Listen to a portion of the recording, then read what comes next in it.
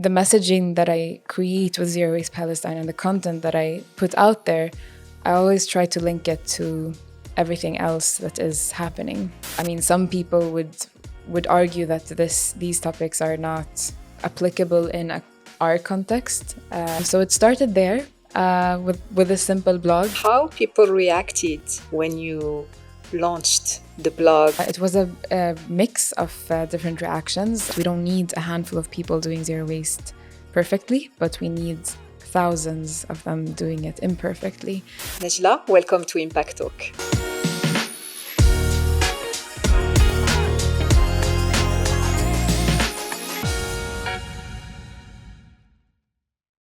Welcome to a new episode of Impact Talk. Today, I have the pleasure to welcome Najla Abdellatif, a Swedish-Palestinian environmental advocate dedicated to equipping people with the knowledge and drive to live consciously and sustainably. Through her initiative, Zero Waste Palestine, Najla raises awareness of environmental topics and inspires households to adopt waste-free and sustainable practices in the MENA region. Najla has been featured in Forbes Middle East 30 Under 30, the 2024 edition, and received the prestigious Forbes Award for her incredible work in social impact. Najla, welcome to Impact Talk. Thank you so much, Nadine. Thanks for joining us, and I'm super happy because you don't live in the UAE, but you're currently in the UAE for a very short period of time, so thanks for making it for recording the episode. Yeah, thank you for having me. It's great to be here. It's a pleasure to have you. So, Najla, I really want to start by your personal story before jumping into Zero Waste Palestine, because you have a very interesting profile. You're Swedish-Palestinian, you lived in Palestine, and you currently live in Palestine, but you also lived in other countries. So if you can tell us more about your background and who you are. Yeah, so as you said, I'm Swedish-Palestinian. I was born to a Swedish mother and a Palestinian father. And ever since I was a young child, I've grown up with this being here and there kind of atmosphere or vibe. I've been raised between two different cultures, I would say, lived in several places. And I think that has definitely impacted who I am and formed me and the way that I think and what I appreciate in life and so on. So I was born in Sweden. I lived in different countries, but spent most of my childhood in Palestine, my teenage years in Jordan, and then university studies in Sweden. And now I'm kind of in between Sweden and Palestine. So it's always been a lot of back and forth. Fantastic. So let's talk about Zero Waste Palestine, because it's an initiative that you started a couple of years ago. And I'd love to know what was the trigger for you to say, hey, let me go on social media and let me start this initiative and start in a way teaching or, creating awareness on zero waste type of lifestyle in the region. Yeah, I think that's anyone that lives in the region, in Palestine and the Arab world in general, is kind of used to the waste that we are exposed to in public spaces, on the streets, in nature, and in public spaces in general. And this is a scene or scenes that I grew up with and that I was used to, and of course was really impacted in a negative way by the aesthetic implications of this waste that I used to be exposed to. And I think it was the realization, when I had the realization that waste is actually has huge environmental negative impacts and not just aesthetic ones, that kind of pushed me to start Zero Waste Palestine. It started as a result of a frustration that I felt towards the waste crisis that I was exposed to on a daily basis. And it came after university studies. And during my time in university, I became very aware of sustainability topics and environmental topics and how everything is related. Everything in our daily life is related to that. So, and at the same time, I heard about I got to know about the zero waste lifestyle in general, and was inspired to start living in that way. I was intrigued by just the concept and the philosophy. So when I moved back to Palestine, it was a combination of reasons that pushed me to just start somewhere. I didn't want to contribute to the waste problem because I knew how much it impacted the environment, and environmental topics has become this new kind of passion of mine to practice. So yeah, I just decided to start a simple blog on WordPress that I named Zero Waste Palestine. I wanted to send the message to the community around me that it is possible to reduce waste and live in according to this lifestyle in a context like Palestine, despite the lack of proper infrastructure for waste management or recycling, and despite it not being a priority for many, for obvious reasons. So it started there with a simple blog, and then it gained interest in the community around me. People started inviting me to hold talks and sessions, primarily for students in schools, but also like at universities or at workplaces and different places.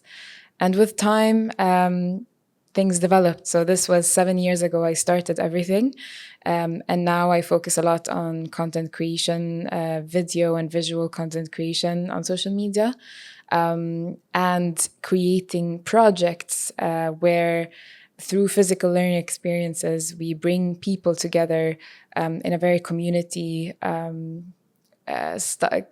communal practice, active vibes or style to learn about different topics that are related to the environment.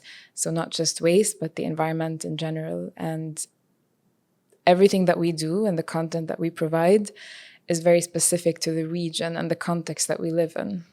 So it's fascinating how, from a blog, it becomes, a platform and, a community. I'm curious to know how people reacted when you launched the blog and when you just started, talking about zero waste lifestyle, especially, I mean, the local communities, because you were in Palestine already at that time. Exactly.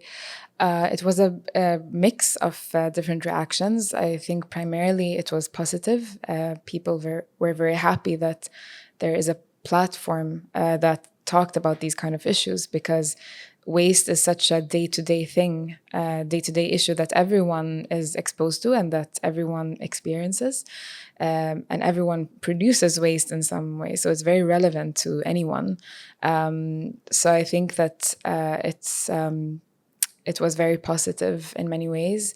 But of course, there's always going to be some, less positive or more negative reactions whenever you do things. But and I mean, some people would argue that these topics are not applicable in our context. It's more applicable in a Western context, and that I'm coming with a Western mindset and want to apply it there, which will not work. Plus that these topics are not a priority here. What the priority is, the priority is, there are so many other different priorities that people have to that have on their minds. So basic survival needs, I would say. Also like challenges as a result of political, social, economic issues and injustices that are in that place, or in Palestine and in the region. So it's a range of different comments and reactions, but primarily positive. And how do you just mentioned, Najla, like the local context, because you're doing it in Palestine, which is not an easy, situation right now with, what's going on. So how do you incorporate also in your messaging and the content that you create, not only the waste environmental aspect, but also, the intersection with, of course, injustice and, the political context, because at the end of the day, we had this conversation, everything is linked. It's not like a silo view about waste and, climate and social impact, on the side. So how do you work around, and how do you build messaging that truly embrace this intersection of our issues? In a context like Palestine, where injustices are happening every day, on a day-to-day basis, on so many levels, the environment is definitely a very obvious way that injustice is being practiced. So the environment is a victim, but also the people that are in the environment. So us humans, people that are living on the lands, that are experiencing these kind of negative impacts as a result of this breach on the environment and us. So the messaging that I create with Zero Waste Palestine and the content that I put out there, I always try to link it to everything else that is happening. So encouraging, again, the idea that the environment is not a topic on its own, but it's so connected to everything and everyone. And it should be a priority. Like we shouldn't just see it as, okay, green issues are not a priority right now, we'll take it when we have our basic needs met. But rather it's all, interlinked, and it should all be addressed at the same time.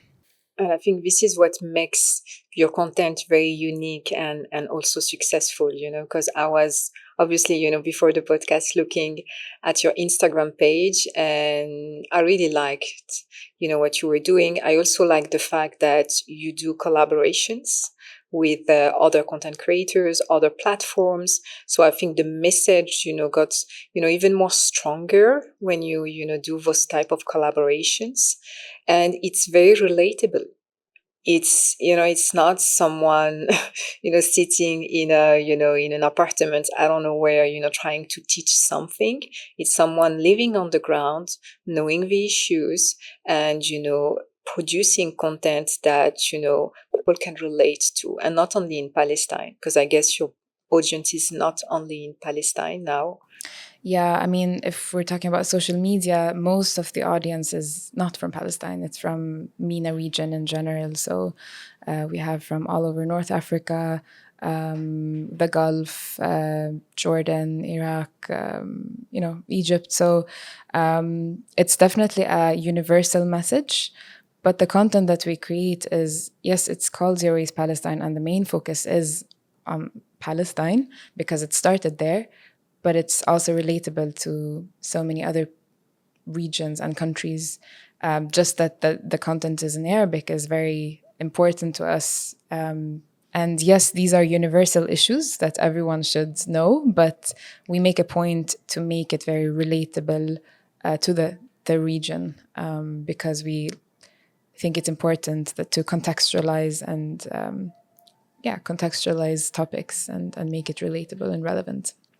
Let's develop on that, because I think what you're doing is really interesting, and I want to see if you can share with us some strategies that can really help us to raise awareness on not only waste, the environment, but sustainability, as you mentioned at the beginning, in general, because I think we have a lot to learn from those type of community driven platforms, and the work you do, and move away from kind of traditional teaching. I work in sustainability, and I always say that what we do in terms of awareness is very boring, and it's not relatable, and it doesn't touch people, in their daily lives. So do you have any like strategies, best practices that you could share with us? Yeah, I agree with you that, I mean, I've been in the sustainability field for a long time. And I think that even for me now, even if I have a passion for these topics, I think that it's becoming more and more tasteless or spiceless somehow, the way that we talk about these topics. So even I am losing some form of interest in the way that it's doing, because it's kind of like we're repeating the same narrative and wheel and so on. So and what has been really valuable in working in this region and in Palestine in specific is to see the importance of the context and making it very relevant and relatable for the receiver.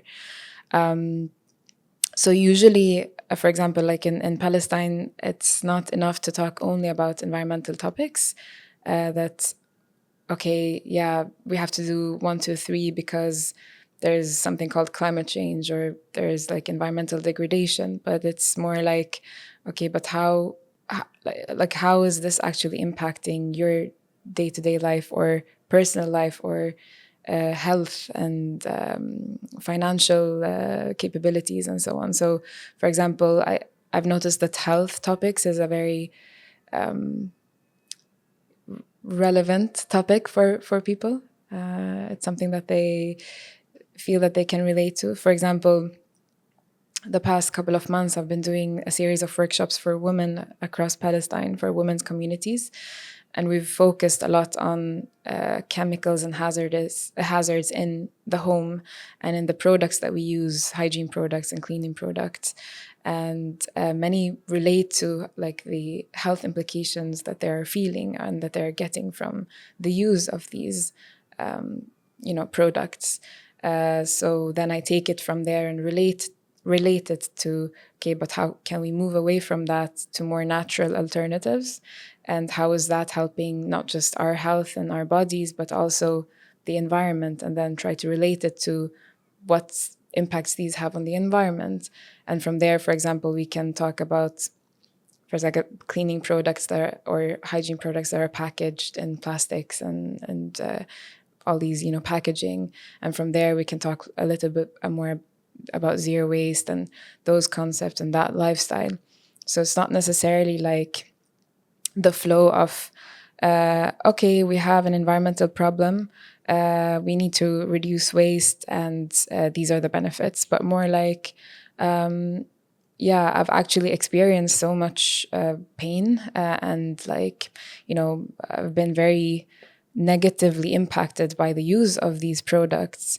And this is how and why we should shift to other products. And by the way, this is also good in these ways. So it's not necessarily making the environment the core or the focus.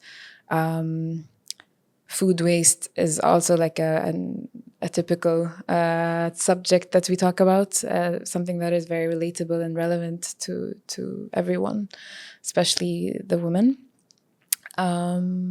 And it's amazing to see the engagement that we get during these workshops, that they start, they really want to share about the practices that they do at home. And many of them are, like when we're talking about food waste, for example, many of them are already practicing ways to reduce food waste in their homes, but they're not relating it to the concept of, oh, but this is actually good for the environment and we're actually reducing waste. You connect the dots for them. Yeah. So that makes it more, gives them maybe a more motivation that, oh, we're actually doing something that has an impact. I like how you approached it. I really like health is definitely, everybody is concerned by, our health. Yeah. Like this is like a common concern. And I like, instead of what you said, instead of focusing on climate, on, the concepts and the data, starting from, what's impacting them in their daily lives. Yeah. What kind of feedback do you get after this type of workshops that you do? Are you able to kind of measure the impact of the work you do with women? So the impact is mostly known through the direct feedback that I get after and during the workshops, and also in some cases they contact me after a while on my page or on my number or whatever, but and telling me that they've tried to apply different methods in their home or shift to more natural alternatives, and that this has really helped them in a positive way, and not just from women that we've dealt with during workshops, but it's also like in general followers that reach out randomly sometimes and say that, oh, thank you so much that we've you made us shift to, or made us like see the positive aspects of like shifting to this product or this alternative. So thank you for that. So this is the kind of this is how we're able to measure impact in some way. So yeah, I think it's a bit difficult to measure impact when it comes to like workshops and awareness raising, but sometimes we get these kind of like positive feedback. So yeah. And there is something else that you said, Najla, about they like to share, their practices. I think this also, this idea, and we were talking about it before, starting the podcast, this type of informal workshop, because we name it a workshop, but I think it's more like a kind of gathering where obviously you learn something. There is a kind of structure, but still, we come in community. And, hearing from you that they want to share, and start, applying, practices that they tried at home. I think this is really beautiful. Yeah, definitely. I think I'm very resistant, or I'm not a big fan of the idea of like an expert coming and giving a talk or giving a speech during a workshop, and him or her being labeled as the expert, and I will come and provide you with the knowledge and you will learn 1, 2, 3 from this. I like more the way that, I mean, we come together during a session, a learning session or a workshop in a more community or communal practice style, where, okay, I can frame the topic, I can facilitate the session, but I'm a bigger fan of like co-created and co-learning, so that everyone has the chance to share what they are thinking and feeling and knowing. And there's a lot that can come out of these ways of facilitating sessions, because I think people know more than they think. And when people are given the chance and platform to share, I think that it creates more motivation for them, and they learn better in that way because it's a more active way of learning. I want to ask you about Zero Waste Palestine. So it started as a blog, it became, a platform, a community now. What's next? How do you see, the next steps? And is it your full-time activity so far? Yeah, for the past 1.5 years, it's been my full-time activity. I've been running, I mean, it started 7 years ago, but I've always had a full-time job on the side and doing it on the side. But now I am taking it seriously. I'm not just seeing it as a side project or an initiative. It's actually a movement that I'm trying to build, and that has already been, initiated. This movement has already been initiated in many ways, but there's so much more to do and so much capability to scale, of course, to different countries in the region, and to reach more people. But also, I envision a more, just in the way that we do our work, that it's more tangible in some way, the impact that it has on people. So I think, okay, awareness and education is at the core of what we do, and it's a super, super important aspect of this. I mean, transformation to a more like eco-conscious world. Yeah, but I think that it has so much more opportunity and potential to scale on so many different ways. And to do things differently. I mean, you're saying, of course, education, is key, but I think we live in a world, and you're showing it with your community and your platform, that there is a demand to do things differently. And we need to really like connect with people and touch their hearts, like be a little bit more emotional, be it storytelling, but like be very innovative. And this is what I really really like about what you do, starting small and then suddenly building this community, and as you said, building a movement, and that's how you influence people.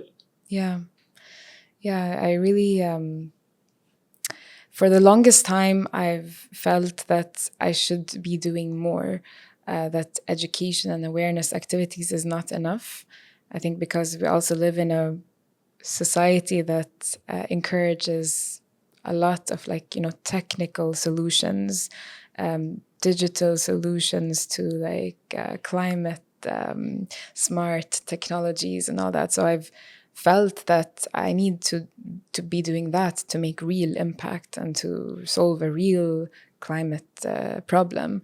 But it wasn't until last year that I came to the realization that was very comforting for me. I realized that I'm not an engineer. I mean, I haven't studied it. It's not natural to me to have that kind of like way of thinking and mindset. So it's so important to be doing what you are good at, and to do it fully, and to focus on that as well, and to see that this is actually important and it's needed, and not undermine the role of so many other aspects that need to also be a part of the transformation towards a more eco-conscious world. So it's not just the technical solutions that we need, but there's so many other aspects. We need the artists, the activists, the educators, the thinkers, philosophers. So yeah, everyone is needed. Yeah, absolutely, and I mean, I do understand where this is coming from, and you're right. It's we're in a very tech AI type of society right now, and very obsessed by it. But definitely, there is not. Of course, we need that, but it's not. It's not definitely not enough, and I think we see it on a day-to-day basis.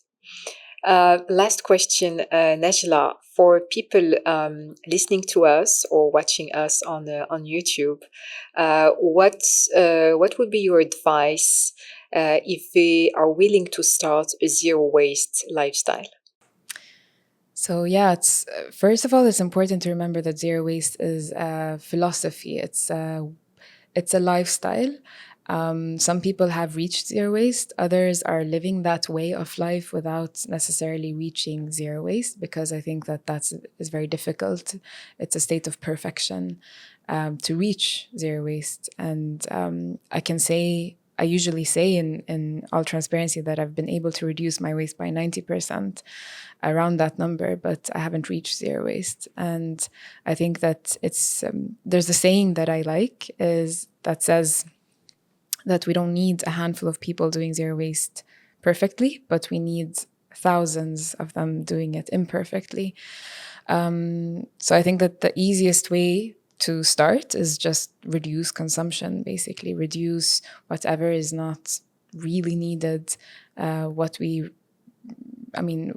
Try to find alternatives. I call it the alternative seeking mindset.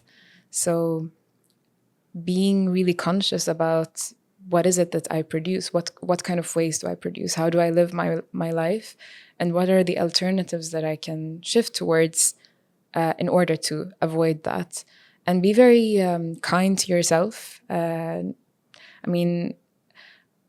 can say now that everything that I see everything through the lens of waste nowadays. I think sometimes it can be a bit counterproductive that I kind of like, maybe I'm harsh on myself, and like I overwhelming too, I guess. Exactly, overwhelming. That I scold myself if I didn't, live 100% zero waste. But I think it's very important to be very soft and kind to ourselves, but be committed to being conscious and be willing to do the alternatives whenever we can. And yeah, so reduce consumption, reusables, basically avoid any type of disposable or single-use disposable items, and come out from the mindset that I need to consume new things, or I need to be attached, like lose this kind of attachment to the material world. It's easier said than done, but not being so attached to things, I think, is definitely... That's the real shift. Yeah. I believe. Yeah, definitely. Because we live in a materialistic society, that, and our worth is somehow, linked to what we possess, what we wear, and all of that. And it's really hard. No, I see it with people around me. It's so hard, to detach from it. It's like, being on the sideline of society, and not being bothered anymore about all of us. And especially as women, we're two women. We know makeup and hair and all of that, and clothes, so many requirements somehow for us. So I think that's key, what you're pointing out. It's the real shift. Yeah, I mean, to be honest, I think we're all victims to it. Like, even I am affected by it, because it's such a strong thing in the society that we live in, and especially in places like this, I guess, as well, where it's super materialistic. But I think it has made me more happy somehow, like more relaxed in the way that I think, and in my mind, that I don't take things so seriously in general. Like, okay, it's not the end of the world if I don't have the newest, thing or piece of clothes or gadget or whatever. Like, it's made me more kind of relaxed in how I live my life and day to day. So it's a big release to lose this attachment to the material world in that way. And it has a huge impact on us and on our lives. Yeah. Beside the waste, I would say, aspect. Yeah. Very, very interesting, Najla. I just want to end the conversation with the Forbes 30 under 30. Like, I was so happy to see you on the list. People, advocate for the environment, coming from Palestine. You bring, with all of you, not only Zero Waste Palestine, but who you are, your personality, like a breath of fresh air in this type of, awards and, celebration. So how was it? Thank you so much.